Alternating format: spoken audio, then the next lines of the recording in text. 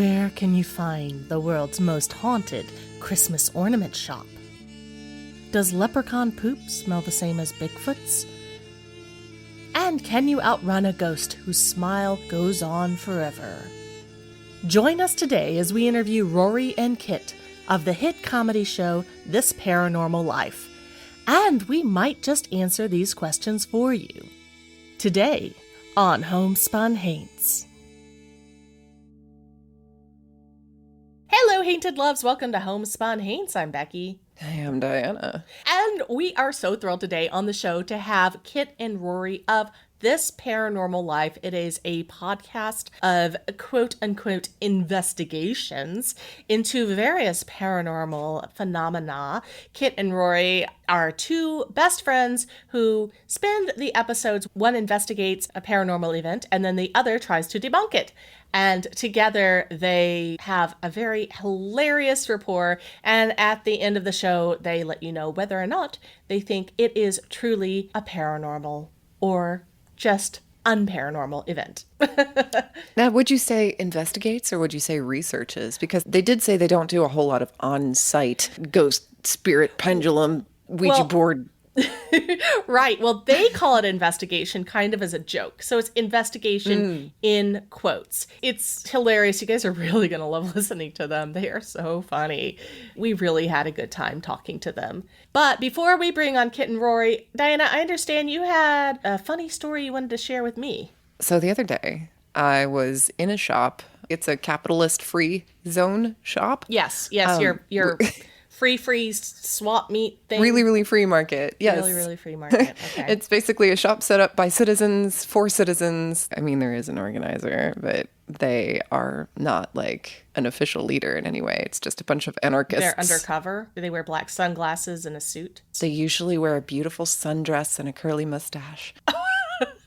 It's a building full of anti-capitalist anarchists that just like have this great free-for-all of commodity-free services and goods provided by the community. I was hanging out there and I was just kind of perusing the wares. I was just looking at some shirts on a table, no big deal. And I felt somebody go behind me and I felt something unusual. And I realized a couple seconds after they had passed behind me that the unusual feeling was them picking my pocket. Oh! Yeah. Dang it. Oh, bummer. This realization dawns on me and, my whole countenance sinks into where my testicles would be if I had any. But phantom testicles. Yeah, phantom testicle pain. It was horrible. Like everything. And they took the iPhone and my credit card and driver's license that are attached to my iPhone. And I didn't have any way to find my iPhone because I didn't have my iPhone. So I went crying to the organizer of the event. I said, please help me. I can't do anything because my entire life has been stolen from my pocket. Help.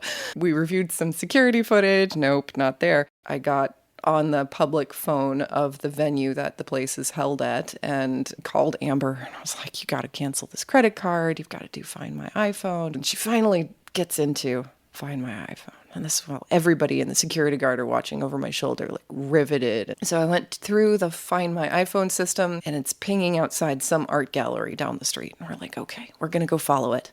So we have Amber call the organizer and we're wandering down the street looking for this art gallery. We finally find the art gallery and right in front of it is my car.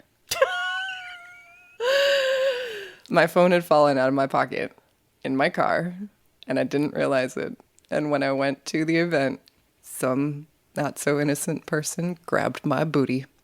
And oh.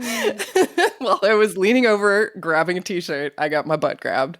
I have never been happier to experience a butt grab in my entire life. I've never been so happy to learn that I got groped in public. So very relieved. Yes, but so many things about this story are wrong. I mean, I'm happy. I'm really happy. I'm sure it was very embarrassing, but I'm also very happy for you that you did not just have your entire life stolen. Oh, no, it was great. The organizer was like, can I hug you? I'm like, please hug me. Please pet me on the head. Please tell me it's going to be okay. I have had all of that stuff stolen from me before, and it's grueling. It's very grueling. And while you're in it, there's no difference between actually being pickpocketed and just thinking you're being pickpocketed because it's the same experience within your brain. It was the experience of being pickpocketed of all of my worldly possessions at that moment. And so now I know what that feels like, and it sucks. Don't pickpocket people. It's just the wrong thing to do. Right. Don't grab their asses either. It was an anarchist community event. It's not surprising someone's going around grabbing butts. At least they're not robbing people. That's the important part. Because all of the missing iPhones at this event were located, and it was all user error. So please don't think that people go around robbing at these free markets. They do not. They just grab my butt. I'm very happy that you have your life back. Thank gosh. And one butt cheek is more grabbed than the other. Is it? Or has it just evened out by now? I don't know. But apparently Diana has a really fine ass. I was leaning across the table. It was right there, ripe for the picking. It was a very crowded room. I'm not going to say Japanese subway crowded, but it was like turn sideways and brush up against people crowded. So it's a perfect opportunity if you happen to be a serial butt grabber. Was there any other kind? Is there any other kind? I only dabble in butt grabbing on the weekends. At least it was the butt. Do people grab other things like shoulders, ankles? I don't think you'd notice. I think you could get away with that, like grabbing somebody's shoulder. I think people would be like, what? And you could just be like, sorry, I tripped. Sorry, there was a mosquito. Sorry, I was just trying to keep you from walking into traffic. I think I'm going to become a pinky grabber. Ouch, you might break somebody's pinky, though. You're strong. Very delicate. Be very delicate. Just with your own pinky. With my own pinky. I have like a little pinky brush. And I'll go home feeling like the pervert that I am. I got away with it. I brushed their pinky. And they'll never be the wiser. I used to get my butt grabbed all the time on crowded subways, so... Really? So you know what that feels like? Yeah, it feels like having your pocket picked. Yeah, it does, apparently. This is why you carry a large purse instead of a wallet in your back pocket anymore, huh? Oh, yeah. I used to be all about the pockets and the small wallets, and I had a similar experience. I was at a conference in Seattle for work.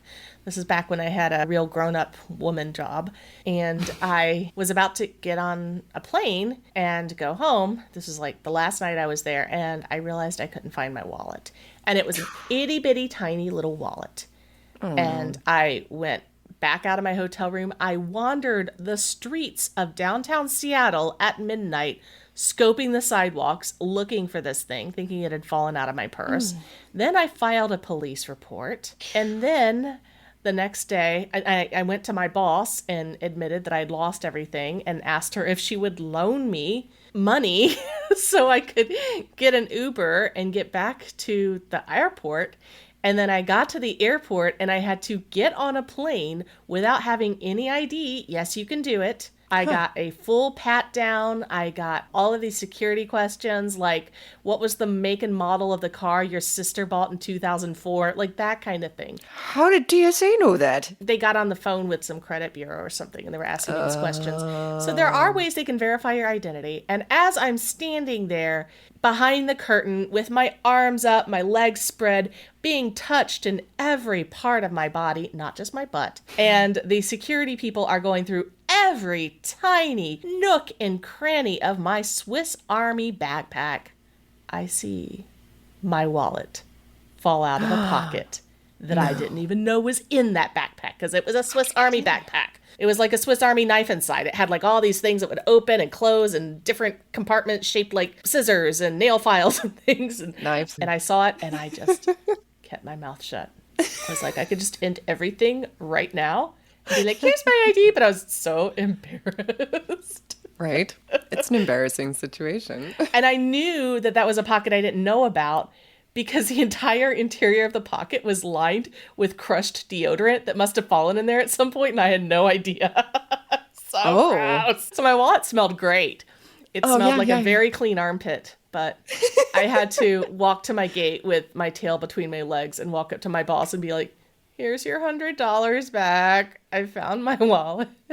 It's always a good feeling and a bad It feeling. is a good feeling, yeah. It My was. wallet, but now I'm that lady. I'm that lady. Yeah, Yeah. I just had the entire airport basically. It was an ordeal. It took me hours to get through all of that. I'm Thousands of surprised that they questions. managed to do all that security checks before you got on the plane, like They before do. the plane took off. Well, I got to the airport like 5 hours early because I knew this was going to happen. Yeah. I even had the police report with me. So I get it. I get it. I totally understand. There is an amazing feeling when you're like, I didn't lose my wallet after all. I'm just a fucking idiot. I'm just that person. Just that person got my butt grabbed. So did they put an announcement out telling people not to grab butts unless they were actually going to take a wallet because it was causing a No, lot of they're confusion? anarchists. They're not going to Okay. police the people from grabbing butts. Was it like a brush? No, it was very much like a caress of the buttock. Oh, but it was just one buttock. Just the buttock that the phone pocket that I put my phone in. Maybe the person was like, feels like there should be something in here. Please don't speculate as to what should be in my butt. No, I meant in the pocket. Gosh. Maybe you have like the folds, the creases on the pocket that look like there should be a phone in there. Oh, like the tobacco tin outline. Yeah, no, I don't want to speculate on what's in your butt. Thank you. No, Yes. it's too Listeners, juicy don't for the do air. that. No, do not think about Diana's butt. Absolutely do not think about Diana's butt. Either cheek. I'm just going to get a tramp stamp that says exit. I swear Sorry. there's nothing in there. Everybody's thinking about your butt right now. I'm sorry. Scandal.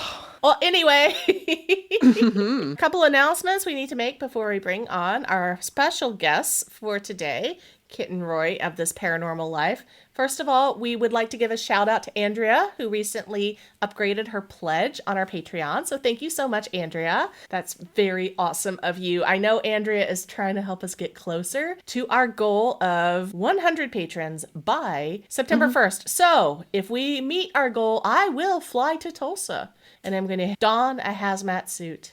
So will Diana, and we will open the secret dumbwaiter passage, whatever it may be, in Diana's basement.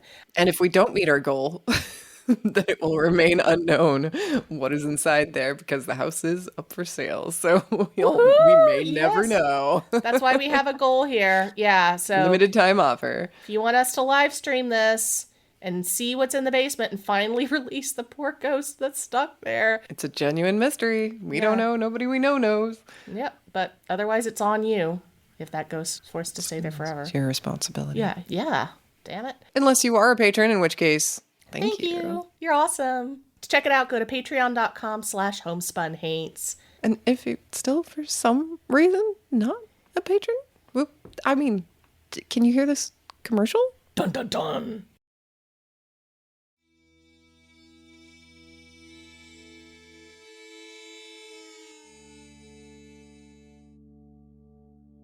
Today on the show, we have Kit and Rory of This Paranormal Life. If you love our show, you're going to love their show. It is hilarious. I almost said hilarious as fuck. I don't want to open up with a word like that, but it is hilarious. And they do these armchair investigations, I will call them, of different paranormal phenomena. And then they discuss whether or not they're true. Truly paranormal, that is. Kit and Rory, thank you so much for being here today. This is really exciting for us. We love your show. Welcome. Thank you so much for having us. That's a good question to ask right at the top of this podcast. Are we allowed to swear? Because I'm a bit of a loose cannon and I can't promise I'm going to be able to contain my rage while talking about the paranormal. You absolutely can swear, and we do not bleep out the fucks. Wow. So, Okay. Please, feel Now free. this is where I get to just recite a series of swear words to find out what you do beep. Shit. Balls. All right, we're starting off. Titty blast. We actually have merch that says balls on it, so we're good. Did you just say titty blast? I did, and I regret it a little bit so early in the podcast. What even is that? We're just on a mission to alienate as many listeners as possible within the first couple mins, which I appreciate. No, thank you so much for having us. We're super excited to be on the show. So tell us a little bit about This Paranormal Life. You all are childhood friends, correct? You've grown up together and you've always had this great rapport, which definitely comes through on your show. And then you like to, I guess, argue about different paranormal events So tell us a little bit about all of that. Yeah, we've been doing this show for quite a while now. It must be coming up to 5 years. The premise of the show is, or was originally, two quote-unquote paranormal investigators, where every week we dive into a news story hosted by one individual. They bring all the evidence to the other person, and together we dissect it, tackle it, and come to a conclusion at the end as to whether or not we believe it is really paranormal. You could think of it like a Mythbusters style approach. You know, who's got time for sitting around reading reams of research, watching multi-part series on Netflix? We want 25 minutes with ads. We tell you the absolute most brief description of what's going on, and then definitively decide at the end whether it's true or not. It needs to be satisfying, you know? And most of the time it's not paranormal, or you both put in your votes, and usually you determine it's not paranormal. Yeah, it kind of is a funny thing. We first started doing the show all those years ago. The joke was that we were calling ourselves professional paranormal investigators while also knowing essentially nothing about the paranormal. We had no authority to make decisions about anything that we talked about, like a lot of podcasters, I would say. But accidentally, through years and years of doing this show and covering all these cases, just through that process now, we both have ended up knowing quite a lot about the paranormal, whether that's ghosts, UFOs, cryptids, hauntings. But we've still also remained, I think, that level of skepticism that we've had from the start. For us, it feels like that means when a case is a double yes on the podcast, it has that extra feeling of legitimacy where people get really, really excited, because the end of the podcast, sometimes it's the individual who is hosting it, you know, they're 100% convinced, and they're trying to convince the other person that it's real or that they should believe it. And you kind of have this conflict, and sometimes it gets resolved, sometimes it doesn't, and it ends up being a no. But it makes it all that sweeter when we get a double yes on the podcast. So neither one of you is really the Scully or the Mulder, right? You both just sort of alternate depending on who did the research. Yeah, it kind of goes week by week. And sometimes the person hosting the case by the end doesn't really believe in it either. I think it can get ripped apart quite a lot. But that's the kind of the nice thing about our show is because it's a paranormal podcast, but also a comedy podcast. You have those serious cases like Roswell or the Enfield hauntings, but then you also have episodes that are a lot more lighthearted, like about the Loveland Frogman or the Lizard Man or things like that. They're fun paranormal stories to talk about, but there's really not a lot of believability there. Well, they're fun to you. Yeah, Kit believes, I should say. Okay, so you're the Mulder. Yeah, we found him. Yeah, I'm the Mulder. There's probably, as Rory says, varies week to week and varies probably topic by topic as well. I'm sure you guys have found similar things, having a podcast for kind of a stretch of time that, like, I don't think we went in even knowing where it would lead or like where our biases would end up. I mean, it's even interesting for us to be talking to you guys because you guys specialize in hauntings. We talk a lot about how it's not that we're biased against hauntings and ghost stories, but we find that they're often harder to prove, put it that way. That's for damn sure. Yeah. And on our show, we don't try to. Diane and I are not professional paranormal investigators by any stretch. We just want to hear the story. We just want to hear the experience. If it sounds like it makes sense to the person telling the story, then we're like, okay, that's a good story. Let's put that out. Yeah. And it's a lot of fun. We're certainly not trying to convince anybody that ghosts are real. That's their problem if they don't believe in them. So when you bring something to the show, do you have to defend it, or can you bring something that you think is complete BS and just present it because? You can kind of bring something that doesn't really have a lot of legs. I think in that situation, the host of that episode tries to, with the best intentions, tell these stories and make it as kind of legitimate or as fun as possible before the conclusion, which basically rips it all apart. We use sound effects and music and on-location dialogue, in a sense, to bring it to life, to make it kind of feel like you're listening to an audiobook level quality of reciting these stories, which means even if it's a ridiculous story that you don't really believe, you're still having a pretty fun time listening to it play out in your ears. Your show definitely accomplishes that. I was actually listening to one of your episodes just recently, which was extra amazing because it was a case on the Crescent Hotel and Ballroom, which was one of my favorite stories that I did recently on our podcast because that story is fucking nuts. It's crazy. It's wild, isn't it? It goes beyond just like love that a place. typical haunting. Once you read about the history of that building, it's so weird and scary. It's like an actual horror movie in real life. It's terrifying. Have you been there to the Crescent? No. Either of you? I know Diana's been there. You've been, Diana? Diana I gets a lot. basically grew up like going there because that's like the closest tourist destination to Tulsa, Oklahoma. That was where my family went when we had like a 3-day weekend or something like that. If you see the grand fireplace when you walk in the front door, there's a grand fireplace with a sitting room and there's a fan screen in front of it. And that I grew up with that in my house and they purchased it from our family. Wow. Yeah, so I've got weird ties to the Crescent Hotel. And there's a lot of photos of Diana with all the weird jars of the tumors that they found in the basement. Yeah, a lot of incriminating shit, actually, now that I think about it. Yeah, no kidding. I know that you cover stories about everything: UFOs, cryptids, men in black, and of course, ghosts. What would you say is, other than the Crescent, what would you say is one of the most standout ghost stories that you each have covered? That's a great question. I think the favorite one that I've covered is one that we talked about on the podcast not too long ago. It's the case of the White Lady of Connecticut. It's a really interesting story because, as Kit said, one of the problems that we kind of have on our podcast is when we reach our conclusion section, whenever we're talking about ghosts or spirits, there's not a lot of, by definition, not a lot of physical evidence that you can really go by. It's a lot of word of mouth or legends or maybe blurry photographs, but really there's not that much left behind to talk about. But the White Lady of Connecticut was really interesting because it was a story involving the ghost of a woman who used to walk around a graveyard in the nearby area.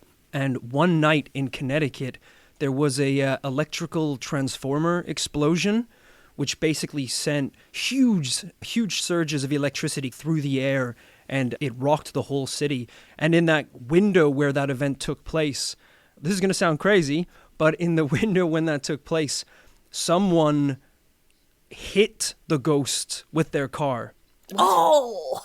Yeah, and that's why it becomes really interesting because there's a lot of theories of like, okay, that's something we know you pretty much can't do is hit a ghost with your car, but is there some kind of scientific explanation where that amount of electricity being pumped into the air temporarily granted a physical body to this entity? And then it became this cool discussion about if that was possible, all the theories around the story and things like that. It was a really interesting case for us because, as I said, a lot of the times, if you guys have covered ghost stories, you know it's a lot of the same beats in a lot of the same stories. People fading in and out of walls, hearing moaning, the lady in gray, white, black, all the same boxes being ticked. So this one for me, I just thought this was a really cool concept. I love it. And did it damage the car? Oh, it destroyed the car. It Really? it completely. So this car was speeding along, and the craziest part was, right off the bat, you would be very skeptical that this even took place. The person driving the car, if I remember right, was a police officer. Oh. Who was going to the scene. Oh. And after the crash, there was no one. The figure just disappeared immediately. And even the people behind the police officer who was driving would be like, what just happened? Where did the woman go? We have no idea what just happened. It was a really strange event. But yeah, very scary, really eerie, and unique as well, which is why I love it. So if there was a cop that hit her, was there anything captured with his like dash cam or body cam or anything? I don't remember what year that this took place. I mean, a transformer is exploding, so it's around the time Optimus Prime was on Earth. It's got to be kind of modern day, at least. But if there was any dash cam footage, I haven't seen it. What part of Connecticut was this in? Do you remember? I do not remember. Our American geography is admittedly quite embarrassing. I think anytime we have to cover a story based out in the States, the characters in the story have about a choice of 3 different accents. And that we kind of assume that covers the entire continent. East, west, and Yeah, up. it's true. I live in the middle of the United States, and I have 3 different accents, so that's perfect. There we go. She does. We were talking the other day how she only has 3 vowels. Because my mom is from New York, and so all of my O's come out as A's, and then I'm from Oklahoma, so all of my I's also come out as A's. So I have no I's or O's in my accent at all. But before we got on the show, we learned that Rory actually was born in Savannah, Georgia, and his family's still there. So I assume that the Southern Savannah accent is one of the ones in your repertoire. Oh, it is. It is. Yes. A total coincidence. It was until after we started this podcast that I even found out that where I was born is one of the most haunted places in all of America. We did an entire episode where we were talking about all the best haunted locations in Savannah, and kind of as a bit for the episode, I created a fictional third host of the podcast called Duke Jackson, a Savannah local who introduced us to the local areas. I think he owns a Christmas ornament shop. He owns a Christmas ornament shop on River Street. Deep lore. Deep lore. I used to own an art gallery next to a Christmas ornament shop. In Georgia. In Georgia as well? Oh my gosh. Yeah. It was a great episode. It really was. So keep listening to this show if you want to hear Duke Jackson. He's going to make a surprise appearance at the end of the show. Kit, tell us about the standout ghost case or haunting case or possession case, whatever fits into that umbrella, that you have told to Rory on the show and perhaps tried to convince him it's true. Yeah, I think the last one that I maybe got a little bit gassed up about was the legend of Kuchisake Onna from Japan, the slit-mouthed woman. Are you familiar? Mm-hmm. Okay. So creepy. Tell us about it. So, yeah, for anyone listening who's unaware, which, yeah, it's a famous legend from Japan, but the tale goes that back in medieval times in Japan, there was a samurai, and he was a cruel man. I think the point of the legend is that his wife, betrayed him beyond all reproach and beyond all repair, and so he justifiably assaulted her. I think when you actually go back with a modern framework, I think she did very little.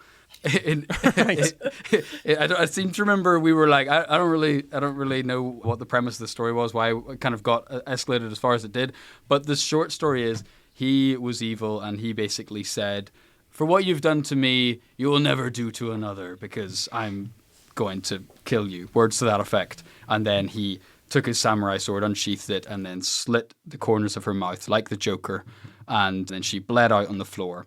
This story was repeated over the years, but even as recently as, I believe, certainly the 20th century, and I can't quite remember, I think there may be reports into the 21st century, but hundreds of years later, people in the streets of Tokyo report seeing a woman, I think in large part, wearing modern dress as well, very much blending into the surroundings. And the story goes that if salarymen are walking home late at night after the bar and they see a beautiful woman walking along, and they might catcall her or something like that, and then she's kind of all too happy to play ball with them and do a little bit of back and forth, "Oh, so you think I'm beautiful?" And they're like, "Hell yeah, I do." And she's usually got a surgical mask on at this point.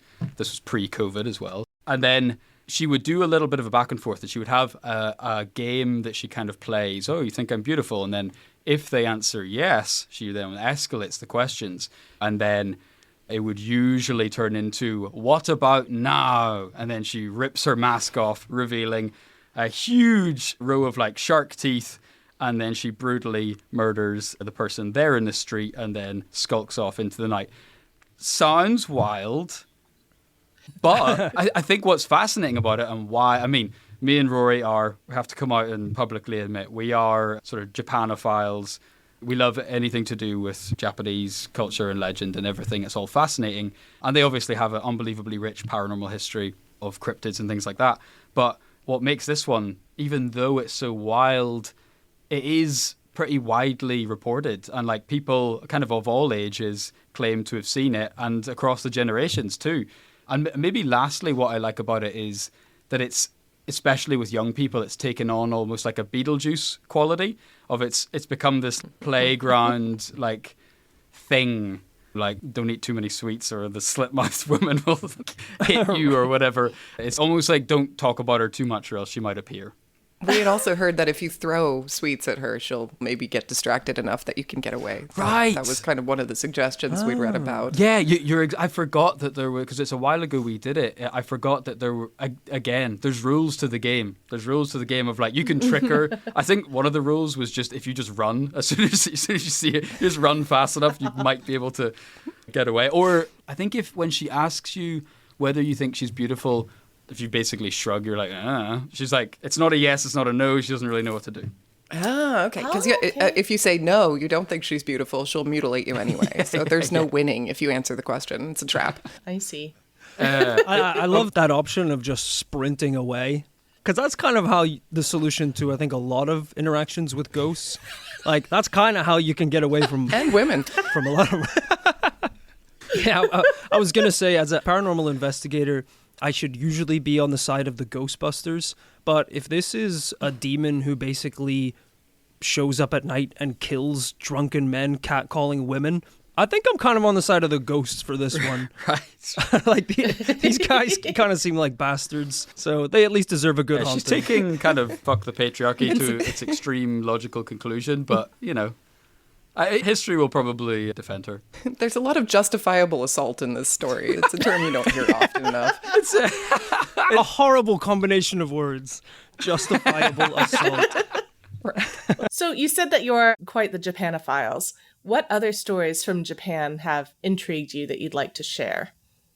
Ooh, that's a great question. I always remember one really vividly. I don't know if you remember it quite as well, Kit, because I think it was my case that I hosted. But we did an episode on the legend of the Jiki Ninki, which is not quite a demon, not quite a ghost, a bit of a mix between the two of them. It's usually a monster that sort of takes a human form and at, I believe, certain cycles then becomes this monster that essentially needs to eat human flesh.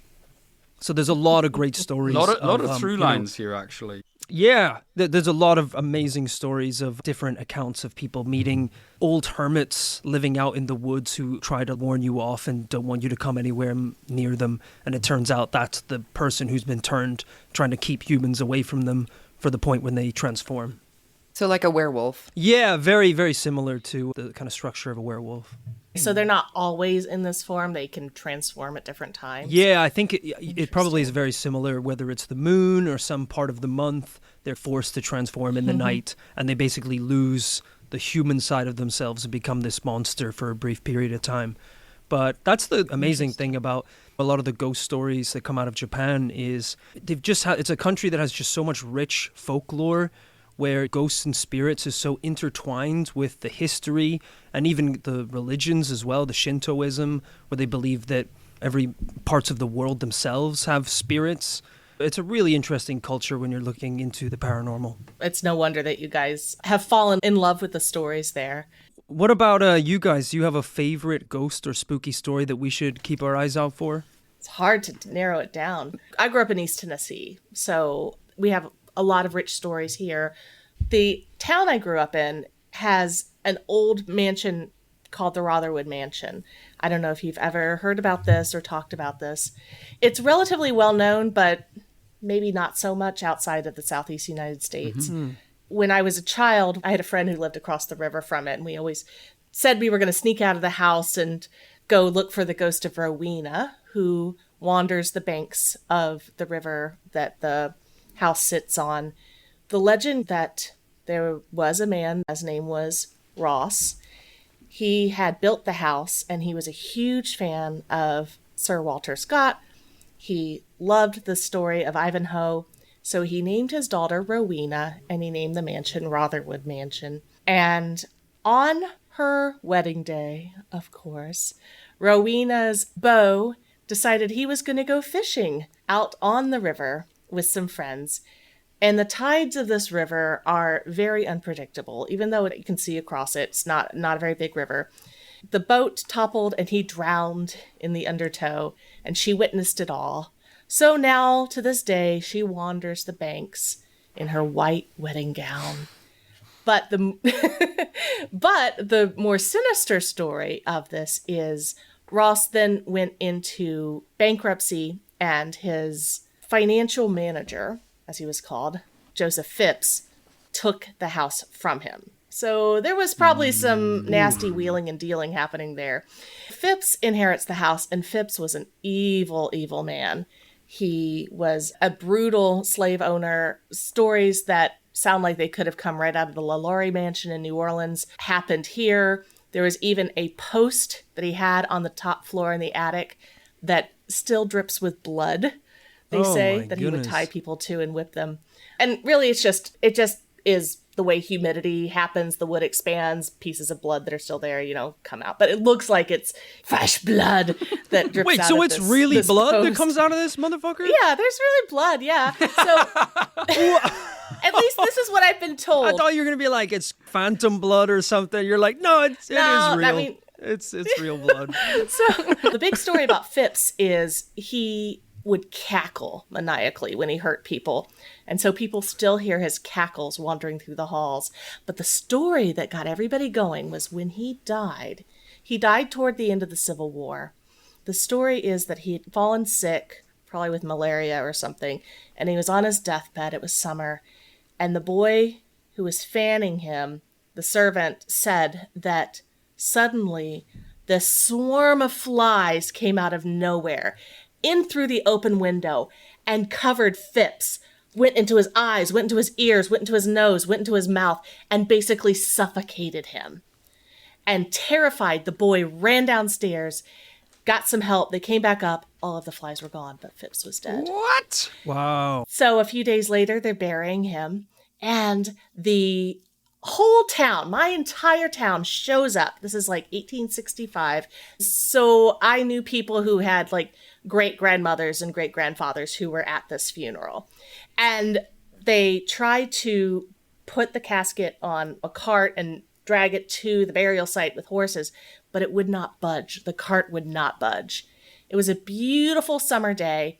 So they brought out another set of horses, and the horses slowly started to go, but the wheels were rutting into the dry soil. It would not move. And then the sky opened up, and a huge storm came out of nowhere. The pallbearers ran up to the casket, just lifted it up, and ran it to the gravesite.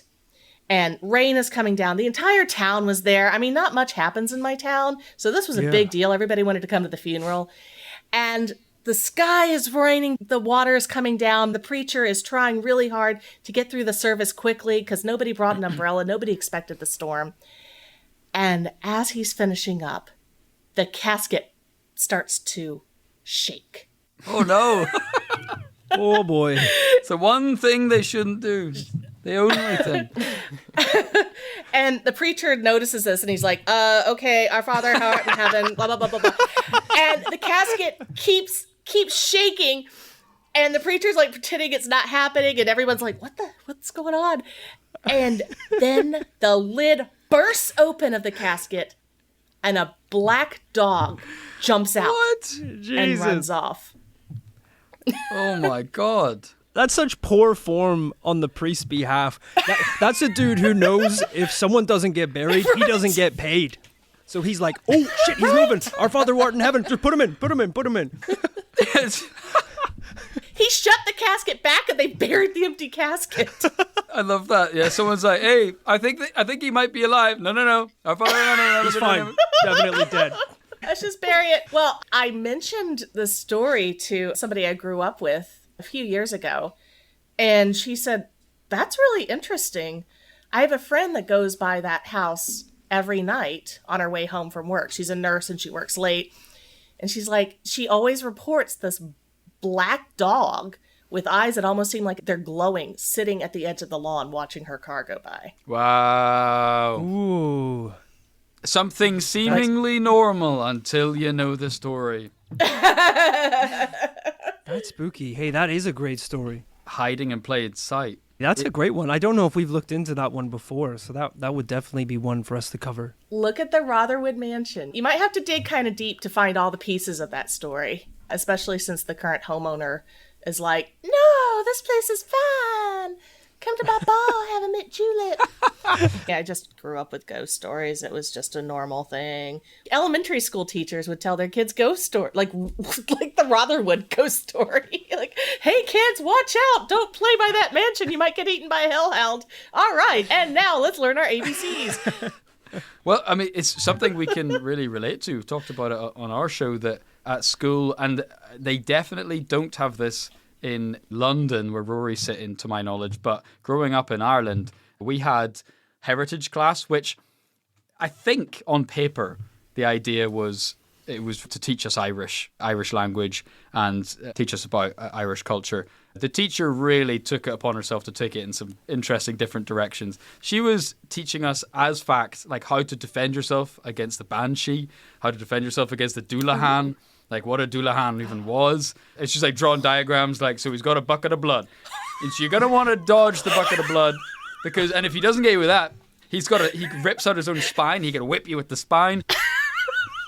Yeah, I'm not gonna say on record that some classes have more academic value than others. Right. But part of the exam for heritage class was drawing a picture of a leprechaun. Are you kidding? This sounds like the most valuable class ever. I wish we were kidding. I can't believe I missed this. The leprechaun's now a protected species. Yes. Yeah, we covered it not too long ago, actually. Yeah. Yeah, I mean, we as grim as it is, we were looking at photos of leprechaun skeletons on the podcast, weren't we, Rory? We had a little. That was tiny... a real low point. Rory claims that it might have been a raccoon or a badger or something, but apparently it's a leprechaun skeleton. It was worrying as well because Kit claimed he had an alive one at the start of the podcast, but when we got to the evidence portion, it was just bones. Well, at least you have bones. Like here, nobody has a Bigfoot bone. Yeah. Now, there is Bigfoot poop on display at the Bigfoot Museum about an hour north of me. Wow, just an hour north. But what did you think of that? Yeah. You know what? I have not been able to go to the Bigfoot Okay. Museum yet. I cannot convince anybody to go with me, and I don't want to I'll go go with alone. you. I'll be there in October. Okay. We'll go. Okay. We'll go see Yeah. Bigfoot poop together. We'll go see Bigfoot poop. Yeah. I have another question for you. I feel like the States are just this, I don't know, like the word cesspool of other kinds of paranormal activity with our Bigfoot and our Wendigo and our UFOs everywhere. Does the UK have that same level of paranormal conspiracy theories and alien type activity? Or is that more of a US phenomenon? You know, it's funny you mention it because when we're kind of comparing the US and the UK is while the UK maybe gravitates more towards ghosts and spirits and that side of the paranormal, it feels like a lot of the times where we're covering instances of UFO sightings or abductions and a lot of cryptid cases, often it is in America or North America. So it's interesting that there is that difference, whether or not it's just because of the kind of the way that the interests of these countries is kind of inclined to believe in either the spirit side or the kind of UFO paranormal side. But we do often find our stories in the US just because of that. Lots of cryptid stories, lots of alien, paranormal, UFO sightings and things like that. We have so many aliens. But isn't there a cryptid in literally every lake in Scotland? There is. There's a cryptid in every town in the UK. It's insane. But as someone who's covered a lot of cryptid stories, I think one of the reasons we spend a lot of time in the US is a lot of the UK cryptids, a lot of them are kind of born out of folklore, meaning they're fun and whimsical, but there's not really a lot of truth or evidence behind it. Whereas a lot of the ones that we hear about and investigate in the States are very simple, kind of more realistic, normal creatures that could possibly scientifically exist. For example, if you're talking about the US, you could be talking about just a creature that's kind of like a wolf, but a little bit bigger and has razor sharp teeth. And then in the UK, you're talking about dragons. It's like, okay, it's fun to talk about dragons, but I think there's a world in which one of these could exist, and it's not the dragons. I mean, even looking at some of the Irish ones we just mentioned, I feel like the Irish ones might even be an example to your point, Rory, where, again, we've covered the banshee, but even though there's other Irish cryptids, I guess you could call them, or spirits, we haven't covered that many of them because it is sort of one of these things where if you talk to someone over the age of 70, they might claim to have seen one or heard one very often, like a Doulahan or something like that. But those sightings and experiences just fall off a cliff edge as far as like age goes. I think you'd be really hard pushed to find anyone under the age of 40 who's almost even heard of those things, compared to, hard to make generalizations, but it feels as if, I mean, even when we're researching some cases in America, like half the time you're just pulling up TikTok and searching like not deer or chupacabra into TikTok, and there's like teens getting videos in the forest or whatever. It percolates through the culture a bit more.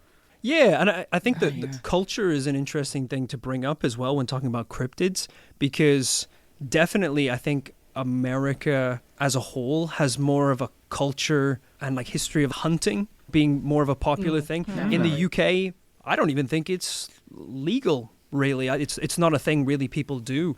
So it's no surprise you hear more stories from a place where more people are going out into the woods with bows and arrows and guns and trying to fight animals. No wonder you hear a story about an animal that kicked you in the back of the head in the middle of the night.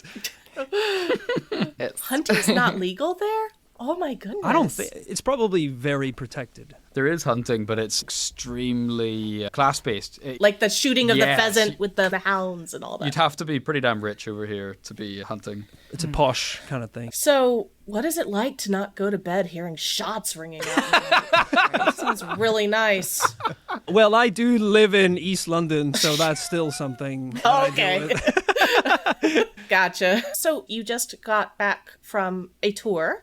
Do you want to tell us a little bit about that? Well, last year we rounded up our first ever tour, which was a tour of the UK, where we are based. And we went to Glasgow, Manchester, Belfast, and our birthplace of London. And it was absolutely fantastic. And we covered a different kind of paranormal case in each city that was relevant to that place. For example, when we did the show in Belfast, we were like so strapped for time, but we were like driving to the gig. It's like, all right, we've got to get there for this time. We've got to do the sound check, make sure we get in before doors. We've got to do a quick detour by a haunted house.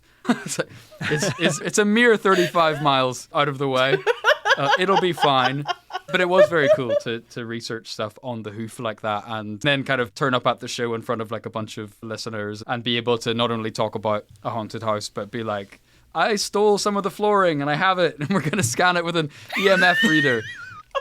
It wasn't, it didn't light up, I seem to remember. So, No. But it was worth the journey. And excitingly, we are going to embark in October, this October, spooky season. We're going on our first ever, we're calling it the World Tour, but it is America and the UK. So we're coming to the States for the first time and hoping to do something similar and going around some cities and investigating local paranormal cases. Are you coming to Atlanta? I hate to say Unfortunately, not. But I was Savannah? pushing for an Atlanta show. I was pushing for a Savannah show. What's the nearest one that Rory! we have? My American It's geography. just Chicago. Chicago? That's What we... It's 800 miles away. I feel like the crowd are turning on us here. What we will say, in our defense, was we wanted to do absolutely everywhere, and our booking agent kindly and respectfully told us, fuck off, you've never been in America before. You got to show us you could do a good job in a couple of cities, and then we'll come back and do it all again next year, hopefully.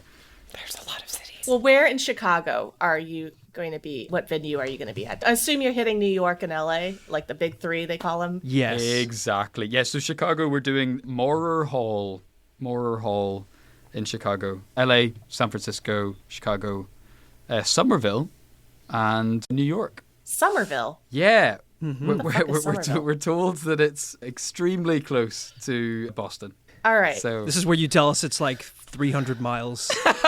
please Like- tell us it's really close. It's pretty to close, Boston. yeah. Okay, thank God. Okay. If it's any consolation, we've got a lot of criticism for performing in Somerville. It's like a suburb of Boston. Okay. So it's not too far away. You'll love all of those places. Chicago's great. You said you're going there in October?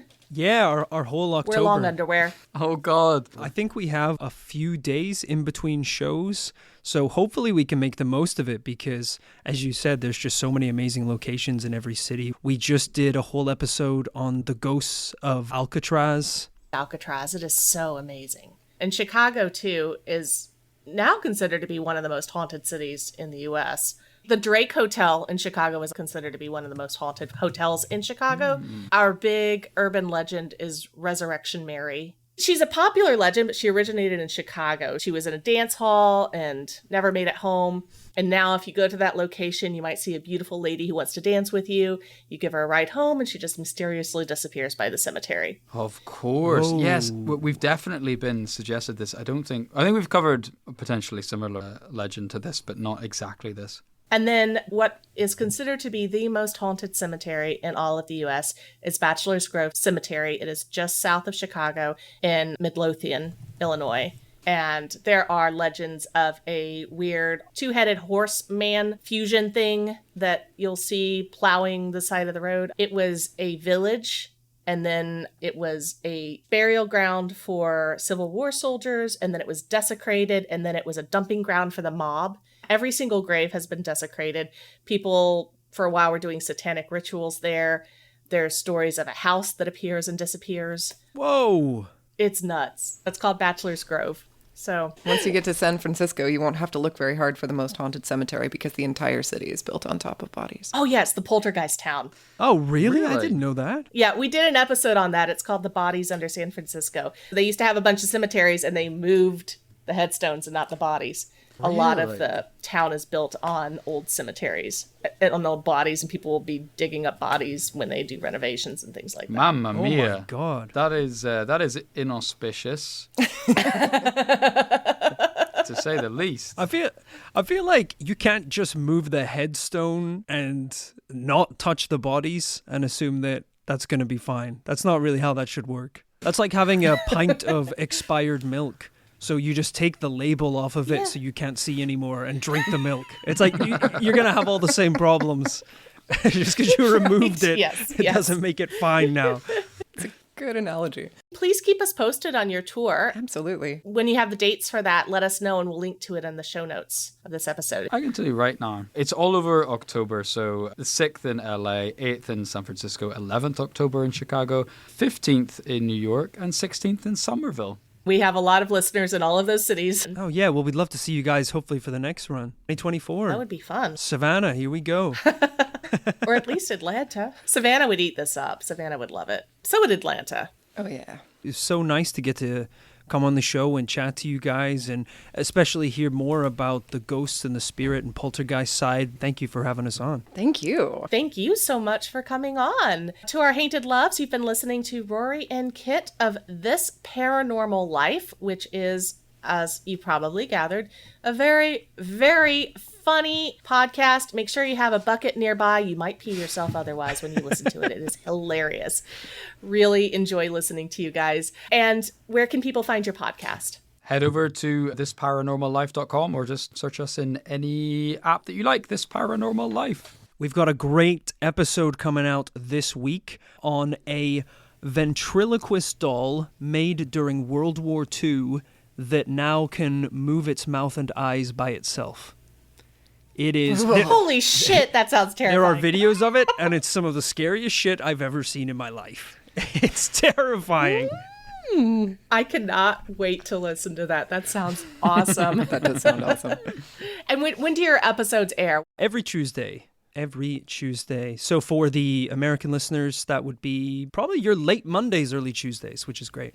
So people can listen to this episode and then they can just hop right over to This Paranormal Life and listen to a ventriloquist doll that operates without the ventriloquist. That sounds terrifying. Before we go, though, do we get to hear Duke Jackson? Ah, yes, Becky. Get his ass. So hoping you were going to forget. All right, so If you- I'm just going to... Yeah, if you Leave need to the get in frame for 1 character, second. do whatever you need to do. Yeah. Yeah, I usually have like a hat or something I can wear or one of those kind of cowboy pretend. ties, you know. All right, okay, I'm just going to go up here. Well, hello, my name is Duke Jackson, Savannah local and owner of the oldest sugar factory in the South. And the Christmas ornament shop? The Christmas ornament shop has been discontinued. Okay. Limited. If y'all ever head down to Savannah, Business Georgia, you let me know and I can give you a tour of all the finest locations. And before anyone gets too attracted to that beautiful voice, what age is Duke again? 52, sir. Oh, that's younger than I thought, actually. 50? I think he's rounded down. To be fair. I think in his lore, he fought in a war and refused to say which one it was. That's So right. his age is kind of ambiguous, and his political beliefs are also somewhat ambiguous. Yeah, but between you and me, it wasn't the Iraq War. It wasn't the Iraq War. Older. Gotcha. Ooh. Love it. Well, thank you so much, Kit, Rory, and Duke, for coming on our show. Thank you so much for having us. So appreciate it. Tainted Loves, what do you think of all this? Does your country have more believable cryptids? Did you fail your Irish history class exams and now you're drenched in a bucket of blood? If so, you'll probably have a spooky day.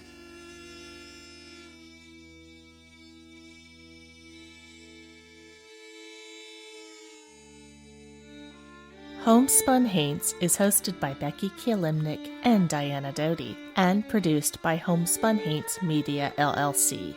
Editing and music by Becky Kielimnik. Show notes by Diana Doty. If you have a ghost story and you'd like to be considered as a guest for this podcast, please visit our website at homespunhaints.com/submit.